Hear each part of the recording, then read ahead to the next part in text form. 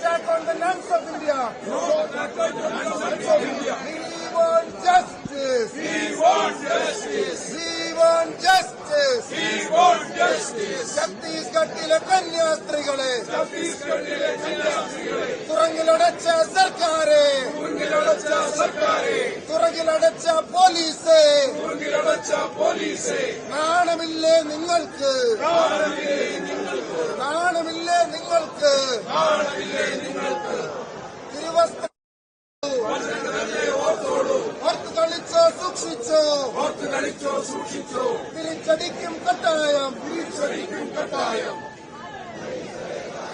of India and the Chief Minister of Chhattisgarh regarding the issue of custody of Indian nuns. Basically, they belong to Kerala, but they are working in the field of Agra and Chhattisgarh. What happened exactly?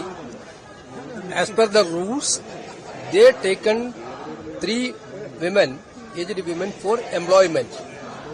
But the government and the Bajrang Dal has conspired. That is basically that's a trafficking issue. And initially they told it is they are taking for conversion. It was totally false. They already told the police that this is only legally we are taking it up. We have permission for the parents, but the police didn't hear that. The situation is like that. The atrocities on minorities in BJP ruled states are increasing day by day. This is not an isolated case.